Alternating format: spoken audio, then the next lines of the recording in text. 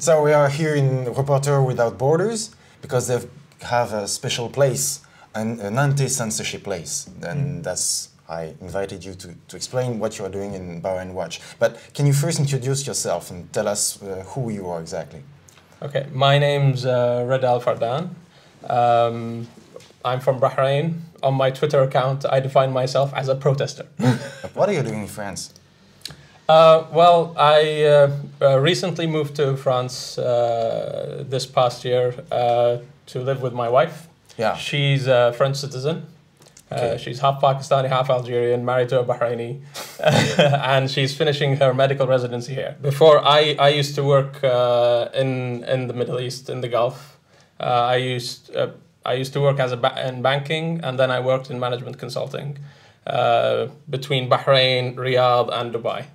The initial kind of idea was she would try and transfer to Bahrain, and we settle there and have a family. However, after the revolution, it was very dangerous for her to go to Bahrain because they were locking up doctors. Yeah? Yes. Why are you looking at doctors? Well, what happened is that after the revolution started in 14th February 2011, a lot of the people who were killed and injured were treated by doctors.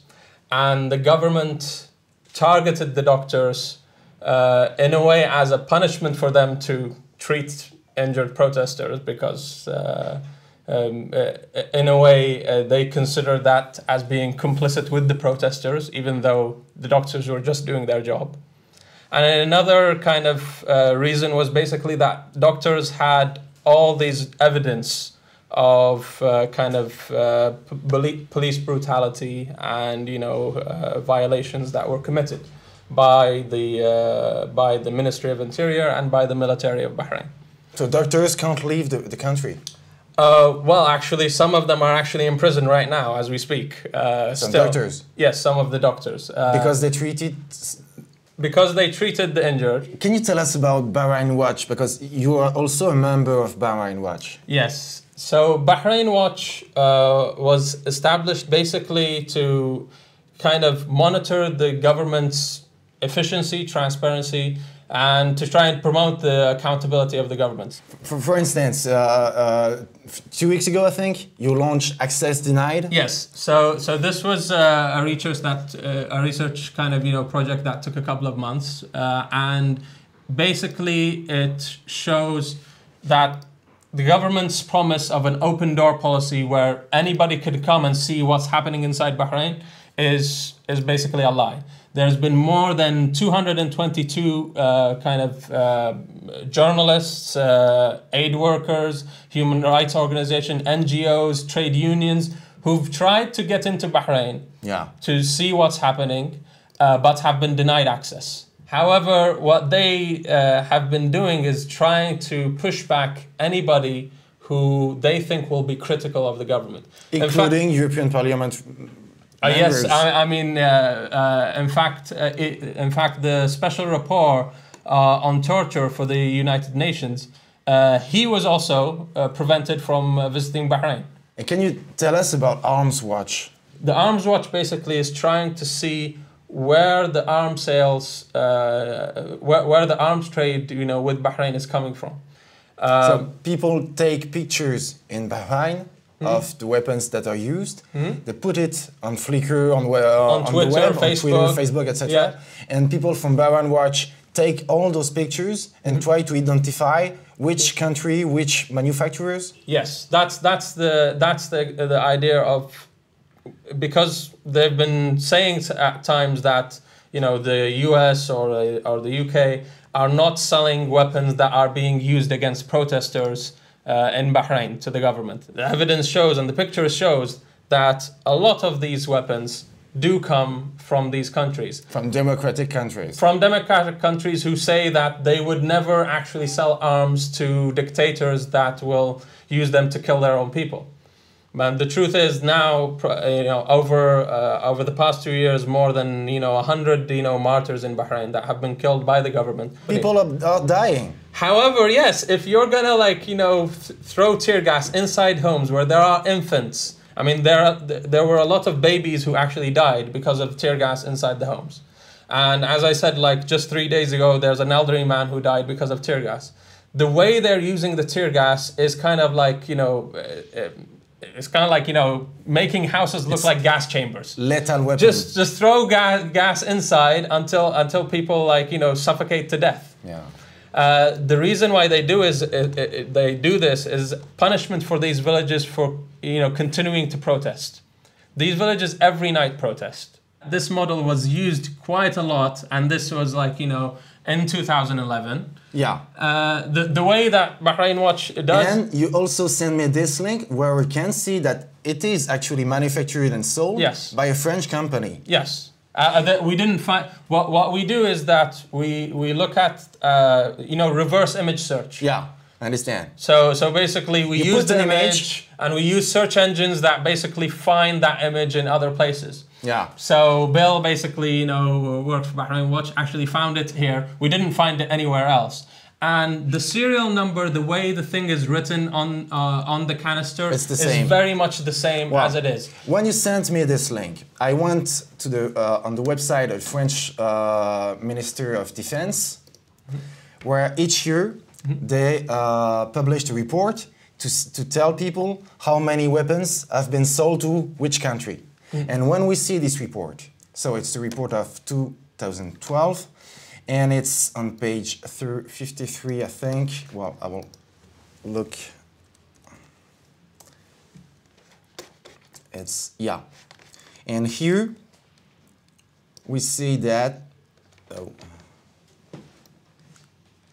in the annex, so it's the number of weapons that have been legally sold. And so Bahrain, 421,000. So nearly €500,000. Yeah, of ML7. What is ML7?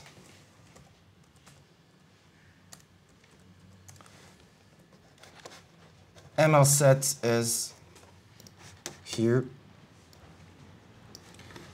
Agent chimique ou biologique toxique, agent anti-émeute, substances radioactives, matériels, composants et substances connexes comme suit. Donc c'est les agents neurotoxiques, neurotoxic agents. So I think it means tear gas, agent anti-émeute, anti-protesters agent.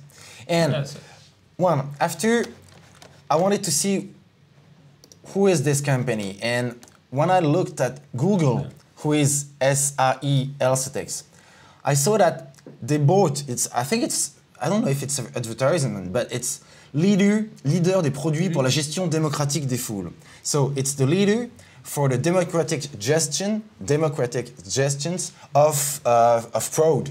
What? Democratic, whatever. Yeah, democratic control. That's the way they present themselves. It is very much to control democracy from exploding inside a country. Yes, that's one way. But so, gestion démocratique des foules. Democratic gestion of crowd. I'm sure they used a PR company to come up with this name, because I mean, these stupid kind of, you know, double speak, you know, where they use a positive word to actually, you know, cover what the horrible things that they do.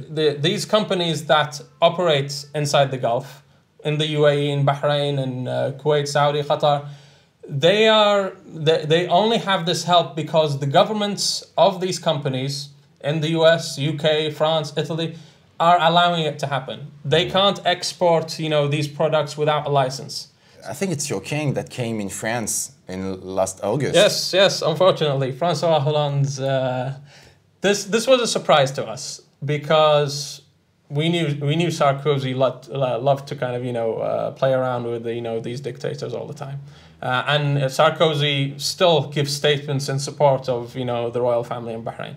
François Hollande said, I'm not going to support dictators, I'm shutting the door. However, he did a secret meeting with the king, not putting it on the agenda. If it wasn't for a journalist who was there and who posted on Twitter the photograph, who actually posted it on Twitter, yes. This is the famous photograph that has been published on Twitter that showed that the French François Hollande met the king. If François Hollande really wants to show that he is different from Sarkozy, that actually he really supports human rights, you know, around the world, and stands for the values of, you know, of France, then he really needs to take more action, which is basically banning any sales of arms, helping them in cyber kind of, you know, monitoring, on spying on activists. They can't export, you know, these products without a license.